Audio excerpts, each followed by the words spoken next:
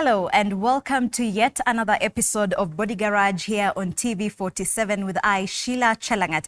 And on this episode, we focus on polio.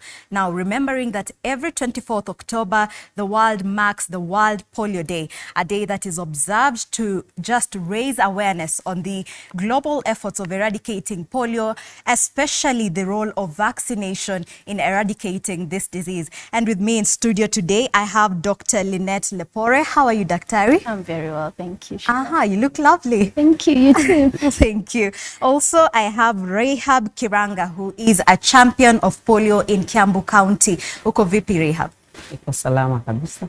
Nice to see you today. Thank you. And pale karibu na wewe, we see John Kuria, who is a polio survivor. How are you today, sir? Okay. All right. Dr. Lynette, let's begin with what is polio?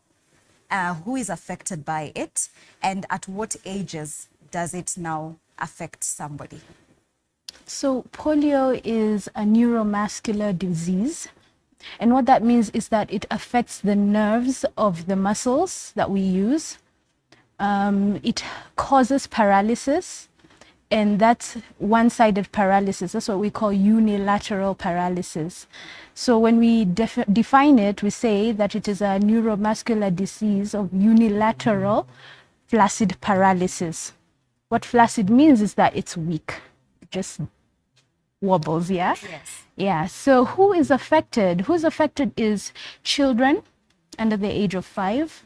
And believe it or not, even adults can be affected by what we call post-polio syndrome.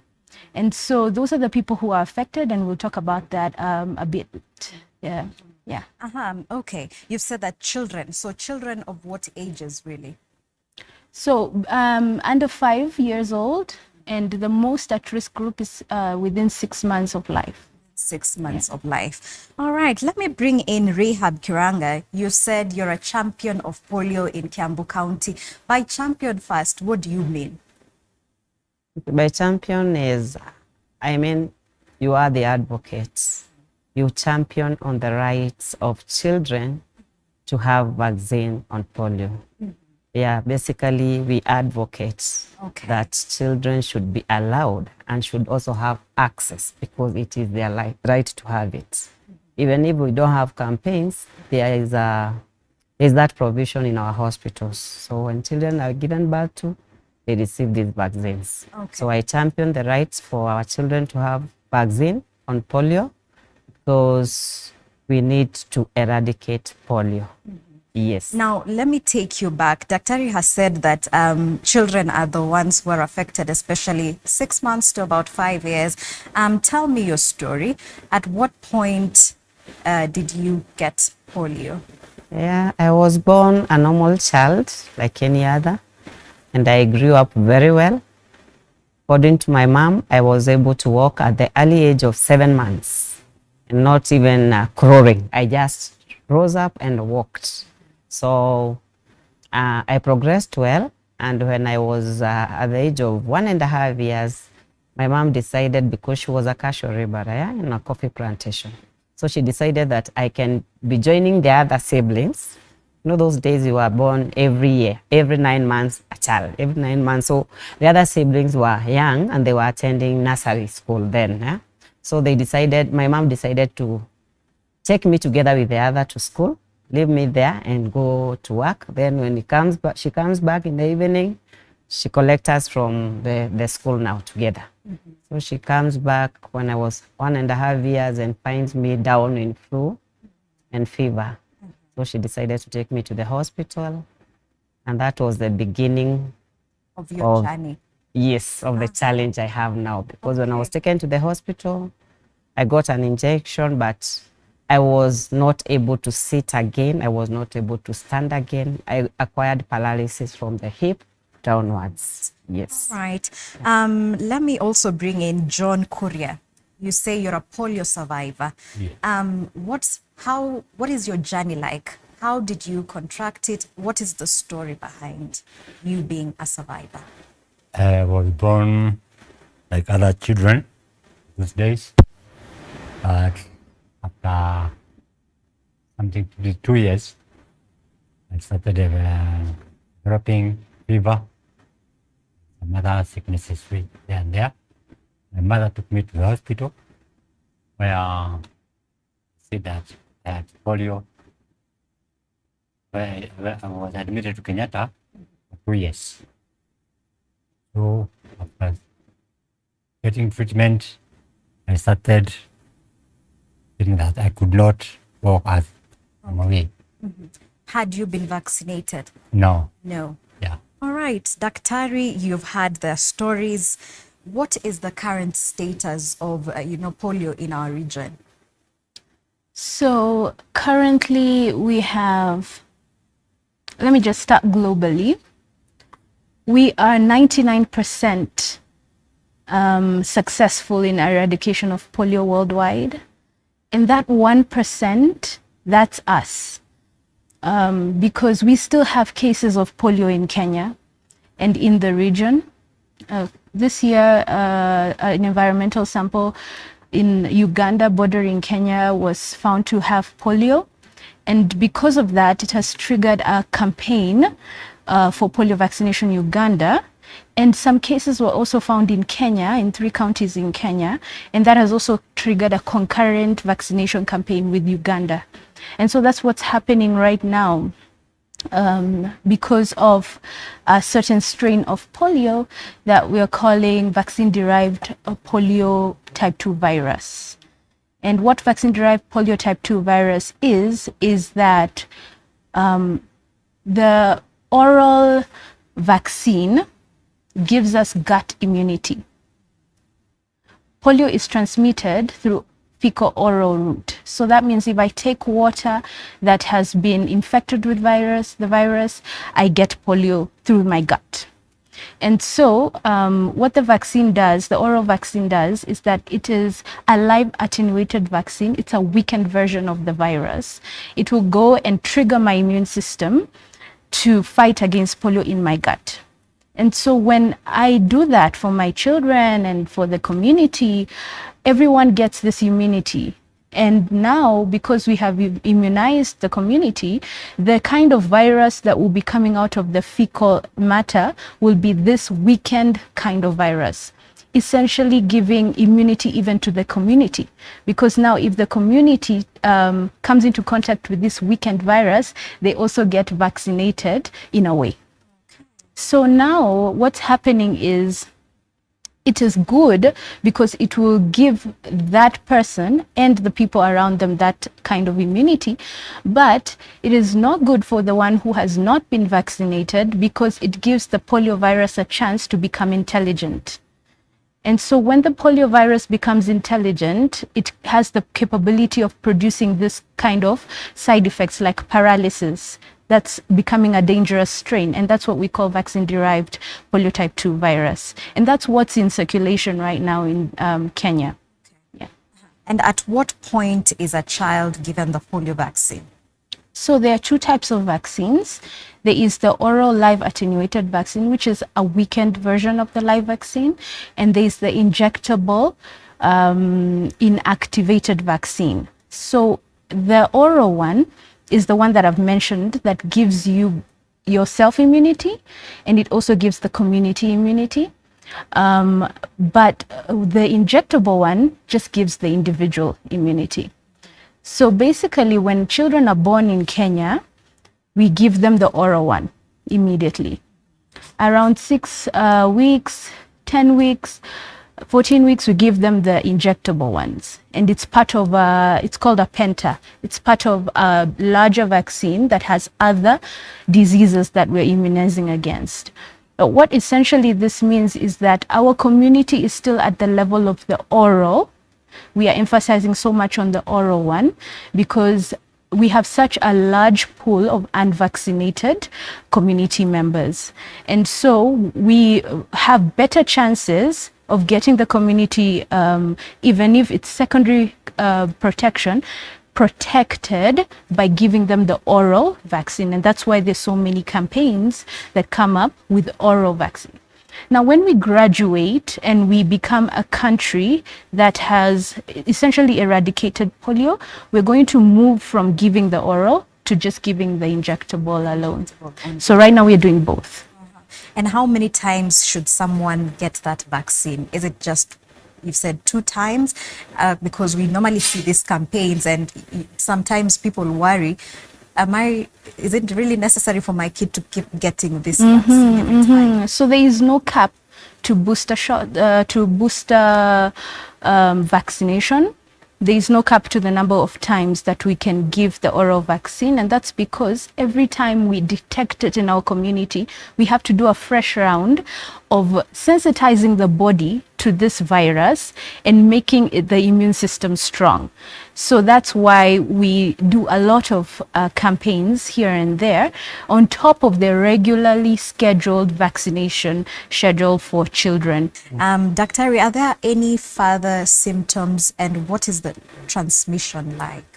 Okay, so like I mentioned, polio is a fecal-oral transmittable disease, which means that if we have contamination, for example, in our water system, which usually comes about from poor sanitary conditions, then and it especially happens to children because these are the ones who wear diapers. These are the ones who are not capable of taking care of themselves hygienically. Children put their hands everywhere and their hands in the mouth.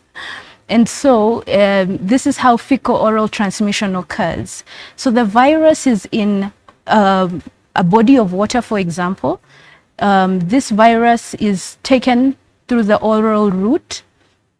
It infects the throat of the mouth.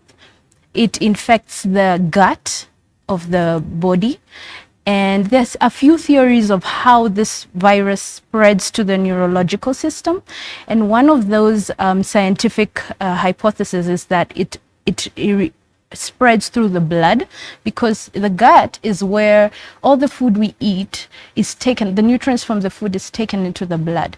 So with the nutrients, there goes the virus. And where does the virus deposit? In our neurons, in the nervous system of the body. And so the other theory is that there is what we call retrograde axonal travel. And what that means is that once it holds on to a neuron that is connected, so the neurons are like wires connected to our brain through the spinal cord. And so once it holds on to one of those wires, then it travels through those wires to the center or the body of that neuron. And this usually happens to individual nerves. So it doesn't happen to all the nerves of the body. It can pick an arm, it can pick a leg, it can pick the throat, it can pick, a heart. And so it happens to a specific wiring, and that wiring is connected to a muscle. So when it touches on the muscle, or it degrades the neuron that's supposed to help me move the muscle, what happens is that muscle is no longer able to move. And when the muscle stops moving, it's just like if you don't go to the gym, that muscle gets weak. And that's what we call atrophy. When the muscle begins to get frail and fragile and stop working. And so the muscles become atrophied. So that's one of the symptoms, muscular atrophy. And because you just get this quick infection, it's called acute, we start to get flu-like symptoms because it's a virus. And viruses usually come with flu-like symptoms. So that's fever and feeling weak and feeling pains, aches and pains, and specific symptoms just before the paralysis kicks in. And it happens very quickly. Once the person gets this infection, they have active disease for up to 6 weeks, so they can transmit it to somebody else through their stool, their fecal matter, within that window. Right. Yeah. Thank you so much, Daktari, for that. We have gotten through what is polio and heard from our polio survivor as well as our polio champion here in studio, their journey since contracting polio. We are now up for our first commercial break. We'll be right back. But first, let me leave you with our Facts and Myths board of the day.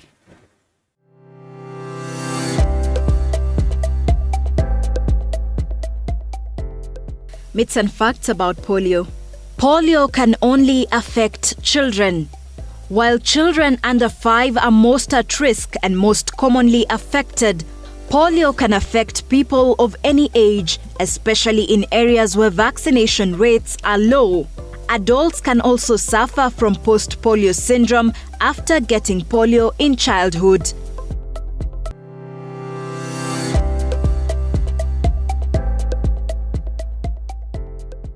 If you've been vaccinated once, you're protected for life. Multiple doses of the polio vaccine are needed for full protection. Booster doses may be recommended for adults in certain situations.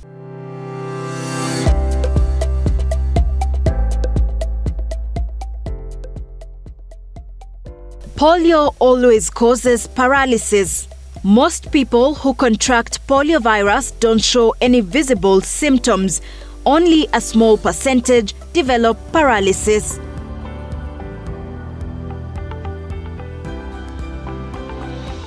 Thank you so much for staying with TV47's Body Garage with I, Sheila Chelangat. And today we are delving into polio, having in mind that today is the World Polio Day. And before the break, we have touched on the symptoms. And labda tu niweze kuzungumza na wewe John Kuria.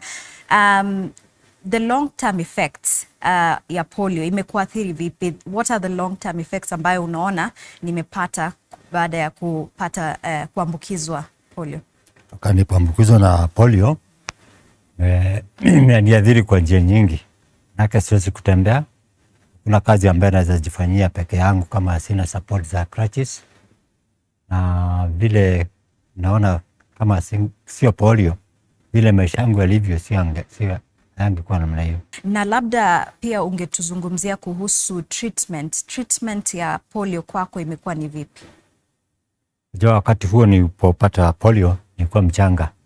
Sasa unajua naye anashughulikiwa na wazazi.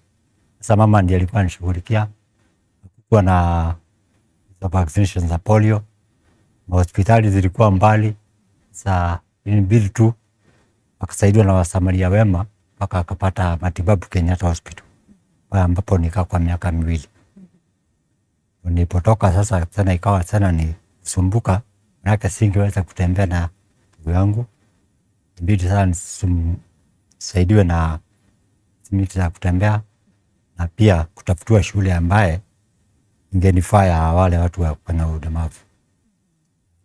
Right.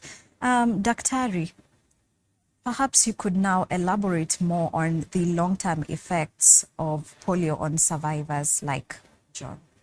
Okay, so back to the science of it, a very small percentage of people who contract polio with paralysis develop what we call collateral nervous innervation of that muscle. So what this means is that the muscle that was affected and could have easily frizzled away and stopped working, sometimes the nerves of the neighboring muscle develops fibers, and those fibers help innervate that muscle.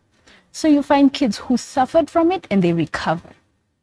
But when they are like in their 20s, in their 30s, because of the natural progression of living cells die, these little fibers are not enough to continue innervating that weak muscle. And just from the process of life and death, the nerves die. And suddenly they get an overwhelming, very quick paralysis in their 20s or 30s of polio. And this is called post-polio syndrome. There's a lady in the United States called Mona Rudolph, and she developed this kind of problem.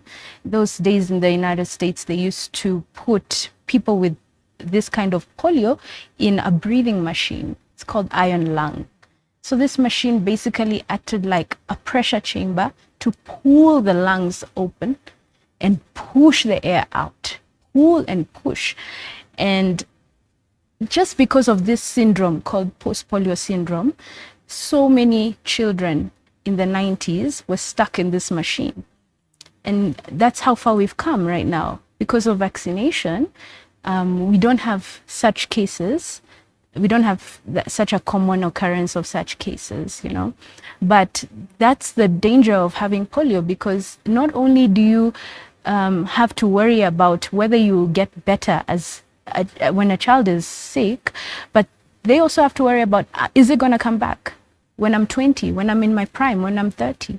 Is it going to come back and cause life-endangering paralysis? Because once that hits the diaphragm, somebody can't breathe, and that's it. You've mentioned that a child could recover from it. Does that mean then they do not get paralysis, or is there a form of polio where you do not get paralysis? Yes, a lot of our population, especially in the unvaccinated pools of people, have polio without symptoms. They ingest it, their guts have immunity, and they don't develop the disease. Only about 10% actually develop the disease. And you know what? People might say it's only 10%, but guess what? When you put that against millions of people, you get the few cases that we're having in Kenya. So if you have these few cases in Kenya, and that's only 10%, that means there's a whole lot of people who have this disease and they have no idea that they have this disease. And so that 10% now develop this life-threatening paralysis, and a small percentage of that end up dying from that because it affects the breathing muscles. An even smaller percent recover through the mechanism I've explained of collateral innervation of nerves. That's a very small percentage, and they're still at risk of getting post-polio syndrome in their old age. Okay. For you, Rahab, how has it been for you in terms of now the long-term effects of polio? How have you been affected personally? It has been a very painful journey. From where we started with my mother, as a kid, you have acquired polio, you are not able to walk again, you are not able to stand, you need to go to school, you cannot walk to the nearby school, because those days the schools that were near were barely 5-7 kilometers. So I could not even walk, and nobody could carry me to school. So the issue of my mom being able to acquire a position or a chance in schools like Joytown Special School was not easy. It was not easy. It was and not when easy. you're in school, how was it like with other students now, being that you're differently abled? How was it, and how are you able to go to school? Okay, in school, all of us were challenged. All of us had disability because it was a special school. Those days they used to call it Joytown Special School for the handicapped, but we refused that name, yeah? Handicapped, because we are not handicapped, we are not disabled. At least we are able differently, yeah? Yes. So those days we went to school, and I think I was among the best now, yeah? Because the other cases, even my mom, when she got there, she was just happy because she left that place smiling because her daughter is a bit fair compared to the cases that were in Joytown. But then there was a lot for us. Those days I could not even walk. I joined school on a wheelchair because I was not able to stand, and it was progressive. In school, there was a lot of therapy. Then we had Wazungus who had come in. So they did a lot of therapy. So we progressed. And in fact, my last operation was conducted when I finished my Form 4. That was back in 1990. Yes. So that is when I did my last operation in Kijabe Hospital by Dr. Bransford. May his soul rest in eternal peace. And I was able now to walk with, Yes. sneakers, not wearing calipers and polio boots, because we used to wear polio boots and calipers and crutches. We had all that stuff. And you can imagine the kilos I had to carry. Yeah, when I was in primary, when I was in secondary, even in college. But I thank God because I'm here today. Yes. But the long-term effect, it's not like any other day. It's not like the life that people lead out there, because there is no kibarua unaweza pata. Hakuna mtu atakubali kukupatia kibarua. And also when you go looking for jobs, the first interview ni physical. They look at your disability. They do not want to know your ability. Yes. So they look at your disability, then you are dismissed on those bases. That was the position we were in. But I'm happy now we have embraced inclusion. And it has We have been brought on board. Okay. Yes. Let me bring in Daktari. On the role of vaccines in combating polio, we've seen several vaccination campaigns. In Kenya alone, we had another campaign from the 2nd to the 6th of October for polio, especially in the far counties. Are there any counties that are high risk of polio, and what is now this role of vaccines? So we have so many communities that are high risk. The cases that we found or have been found this year were in Turkana, Garissa, and Nairobi. And because of those cases, one case reflects a very large pool of infection. Because like I said, only 10% of this disease manifests as paralysis or severe disease. And so just finding one case is a very big deal, because that means that surrounding that one case is so many positives that are known. And so this is the reason why every time we get a case, we have to do this campaign once again. We have to go out there and give oral vaccine to our children once again. And that's because of the immunity that the community gets when we give the oral vaccine. If we ingest the polio virus, having been vaccinated, we remove in the fecal matter live attenuated, which is a weakened version of this virus. So instead of the original version circulating, a weakened version is circulating, essentially immunizing the community. And so that's why it's so important to give oral vaccine. Why it's important for me and my neighbor to take it is because if I take it and my neighbor doesn't take it, yes, they will be protected from me and infection from me, but they're at risk of an intelligent virus developing. Mm-hmm. And how many cases perhaps have there been of polio, especially this year? Well, so far there are about 3. Mm-hmm. Yeah. Okay. And now, for instance, let's talk about the nomadic stroke pastoralist communities who have to move from one place to another. How is that posing a challenge in achieving full coverage? Oh, that's a very big challenge, because tracking, keeping tags, who's been vaccinated, who hasn't, this is a very, very big challenge. Communicating, because people have to hear about it and its importance to bring their children to be vaccinated, or to accept for their children to be vaccinated. And without this kind of education, even if I bring it, no one's going to take it. So I need to educate so that it's taken, you see. So there's a lot of work that needs to be done in that area. And even as you say, there's a lot of work that needs to be done. Of course, work still is being done. Yes. Are there any strides that Kenya has made in terms of vaccination efforts? Oh, definitely, definitely. I would say even as the world, we've come from so very far, and just having these 3 cases, 5 cases, it never used to be like that. And so I think we are on the right track, and we're getting there. Yeah, we have a lot of role models in the world. Currently, as we speak, the entire Western world has eradicated polio for themselves. And we're hopeful that Kenya will soon be put in that category of the 99% that has eradicated polio. Yeah. Mm-hmm. Let me get to you, Rahab. As a champion, you work a lot with the community. Is there still a challenge of vaccine hesitancy? Labda ambayo umeweza kukumbana nayo ukiwa una work na community? Yes, a lot of it. But as we progress, I think they are embracing the issue of vaccine. But initially, when we started these campaigns, I think that was back in 2018-19, yeah? When we started the campaigns, that is when we came in as polio champions. Initially, we didn't have polio champions. Mm-hmm. And it was difficult for the medics to go around and convince mothers out there. But when we came in, we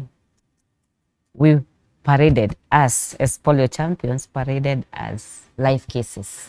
So when I come to your home and you are resistant to the vaccine, you didn't want your children to be vaccinated.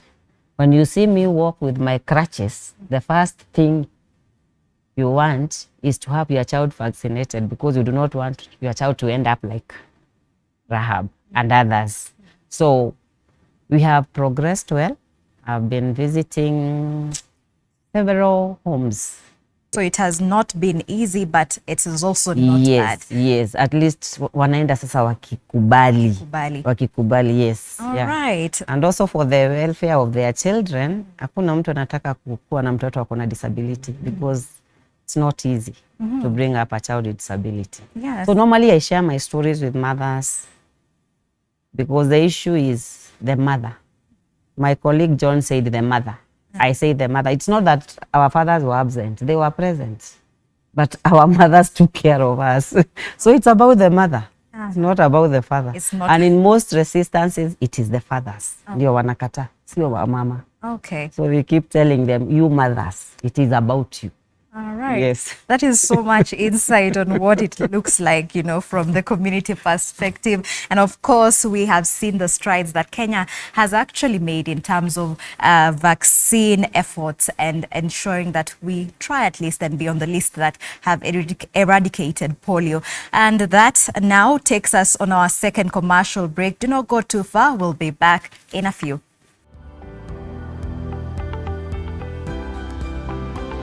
Thank you so much for staying with Body Garage here on TV47 with I, Sheila Chelangat. And on this particular episode, we are focusing on polio, being that today marks the World Polio Day. And just before the break, we were talking with Rahab, and she said that sometimes it's the fathers who actually pose a problem. Labda kwa upande wako John, je, umejihusisha na hizi sensitizations zinazoendelea kwa community, kusensitize community kwamba ni vema watoto wapate vaccines? Hiyo safari imekuwa ni vipi? Kwa yale nimepitia, nimekuwa nikifanya juu chini kuwahimiza wazazi waweze kupeleka watoto wao kwa vaccination. Manake singependa kuwa na wengine ambaye watakuwa kama mimi. Okay. And Dr. Lynette, those are some of the challenges that actually, are there in the community. What are challenges that, let's say now the country is, and our region is actually facing in terms of having a full eradication of polio? Yeah, most of it is the mentality towards vaccination, misinformation about vaccination, and poor sanitary conditions, because remember, this is a fecal oral transmitted disease, which means that if I'm not washing hands properly, I'm at risk of getting the disease. So communities that have poor sanitary conditions, overcrowding, they have a lot of challenges with this disease. Yeah. And in terms of now, like the resource to actually combat it, how are we faring on as third world nations at large? We have been very fortunate that the government has supported this effort, and we have a lot of international organizations that have put their weight behind polio eradication. And so we have a lot of support, and the only question is, who's there to receive it? Okay, who is there to receive it? That's quite a question.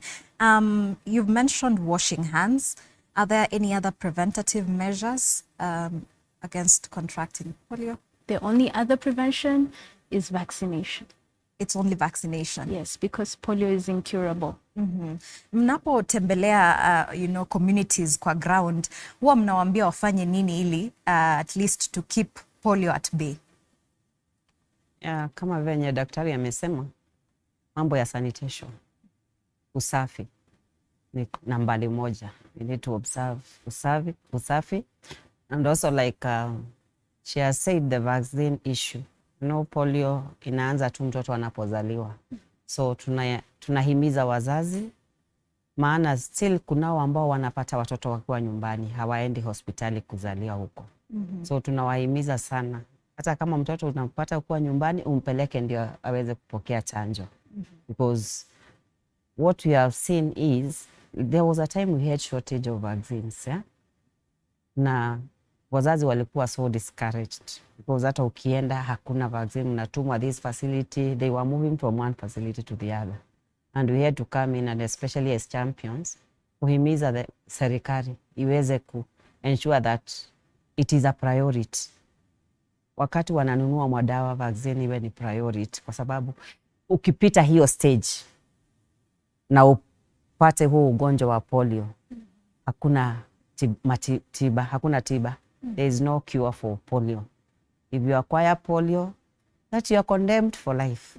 Because like I was told, mama aliambiwa, sasa mtoto wako shukuru Mungu hakufa, lakini utaishi na yeye akiwa na ulemavu. And that is something my dad was not ready for. Yeah. We had to stay in the streets of Nairobi for me to be able to go for therapy. Because therapy center ilikuwa moja Kenya mzima. Na ilikuwa Nairobi. Sasa mama alikuwa analala na mimi kwa street. Ndio nilikuwa nimepewa 2 days za kwenda therapy. Ndio anaweza kunipeleka therapy until they realize that this mother is not changing. You have become dirty. There was my other young brother. My mom was pregnant. There was me. So they took us in. Tukapewa ka servant quarter. So we fed from milk and bread yenye walikuwa wanapea watoto, and some clothes from the staff around. Okay. So ilikuwa shida kuu. But now from the village, watu walikuwa wanaona kama mimi ni curse. So it was not taken well by even the neighbors. Sasa mama alikuwa anaambia mtoto akiwa hivi unamuua, unamuondoa. Those days ni kitambo 70s. So mama hakukubali kunioa. So when the community sees me now, and those who are there to see me now, na walikuwa hiyo wakati, hawezi taka mchezo na hii mambo ya polio. Yeah, they really encourage other mothers. Because there are some who never took care of their kids. Like during my day, 3 of us from the same neighborhood tulipata polio. Okay. Because hakukuwa vaccine. Hakukuwa na vaccine. Na kwako John, tunasikia kwamba kulikuwa na stigma, au wanasema kwamba huyu mtoto wako hatumtaki. Wewe uliweza kupitia stigma aina hiyo? Hiyo nilipitia sana kwa majirani na community. Manake walikuwa nasema hawa wamerogwa ndio wanapata uwete kama yani mtoto kwa namna hii. Hiyo ni kitu ambacho sisi watu tunapitia society. Daktari, how far have we come in terms of getting rid of stigma associated with polio in the communities?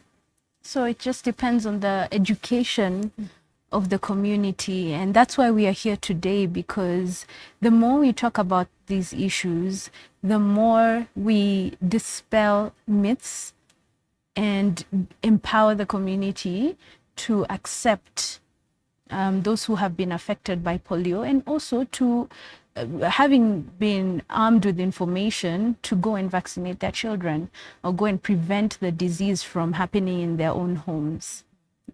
And Rehab was speaking about, she had to undergo therapy. What is it? What are these forms of therapy, and how many therapy sessions does someone need?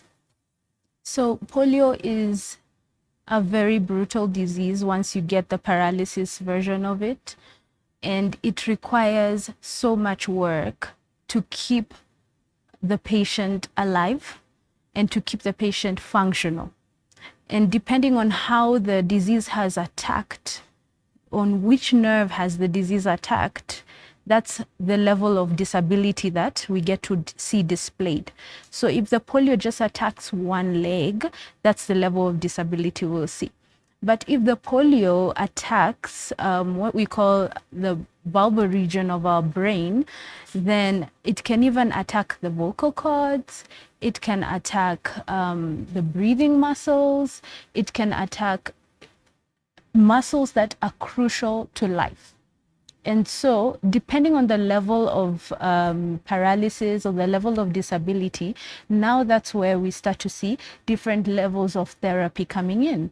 So we have respiratory therapists for those who have lung versions of the disease. We have physical therapists for those who have musculoskeletal disabilities. And we even have surgeries for those who have extreme disability or extreme deformities that require correction. Yani the skeleton, the person's bones require correction from that long-term effect from the paralysis.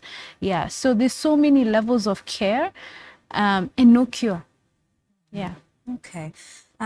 Labda nikikuja kwako John, kuna any therapies ambayo labda ilikulazimu ufanye baada ya kupata polio, na katika ukilinganisha sasa the cost ya kupata therapies hiyo ilikuwa ni vipi? Baada ya kupata polio ilikuwa ni lazima niwe napelekwa hospitali kwa therapy. Hiyo hospitali zilikuwa mbali, kwa hivyo ilikuwa ni vigumu, na wakati mwingine tulikuwa tunatoka nyumbani tunapaka nimebebwa na mgongo na mama, hakuna pesa ya fare. Sasa inabidi tuende mguu ama tulale tuombe pahali pa kulala ili tuweze kufika hospitali na siku nyingine turudi. Lakini vile mambo yanaendelea sasa, niweza kupata hizi vitu za therapy ziko karibu. Serikali itakuja ikituletea kama mashuleni, kama kwa tunasomea Sio Town, tulikuwa tunaletewa therapy huko na tukaweza kuendelea mzuri. Aha. Tupate views ya Rehab. This year the theme ya World Polio Day ni One Day, One Focus, Ending Polio. Labda ujumbe wako, being now you're the champion, what is your message to mothers who might be having young children? My advice to the mothers is just 2 drops. 2 drops. Yeah. It can save the life of their children.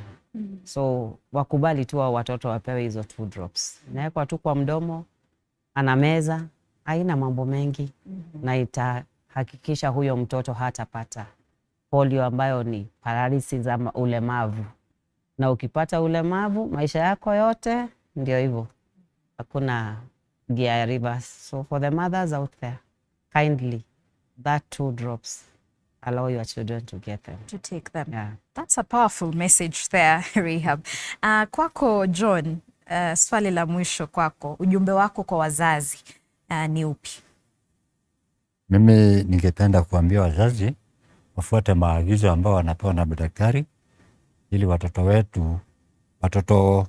tusipate watoto wengine ambao watapatwa na polio siku zijazo. Na tunaona polio inakuja kuharibu hali zingine katika jamii zetu. All right, Daktari. Are there any steps that are needed to completely eradicate polio? Yes. 2 things. Sanitation and vaccination. Just that. Just that. And do we foresee a point where Kenya will actually be, Definitely, definitely. I mean, from a world point of view, the United States achieved polio eradication in 1979. And maybe that's like a very high bar. Yes. But India achieved eradication in 2011. And I feel like those are our role models because they come from a very large population. They're dealing with a very large population. And Kenya, I'm hopeful that by 2025, we're going to be free. We're going to be free. Yeah. All right. Thank you so much, Dr. Lynette Lepore, for giving us your insights on polio, as well as Rehab for being the advocate that you are. And thank you for the good job that you're doing in the community. Na asante sana kwako John Kuria kwa kuweza kutupa story yako na kwa himizo ambayo umeweza kuwapa wazazi siku ya leo. And that is it for us on this episode. We have just tackled polio on this World Polio Day.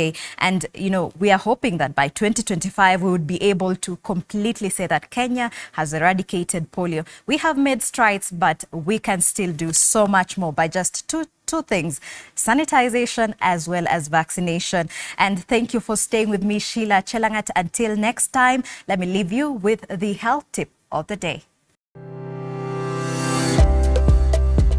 Health tip: hand washing. Wash hands frequently with soap and clean water. Wash your hands after using the toilet, before preparing food, before eating, and after changing diapers. Use alcohol-based hand sanitizers when soap and water aren't available. Safe water practices. Drink only from safe, treated water sources. Boil or treat water if safety is uncertain. Store water in clean, covered containers. Proper waste disposal. Use toilets or latrines for defecation. Dispose of human waste safely away from water sources. Encourage community-wide use of proper sanitation facilities.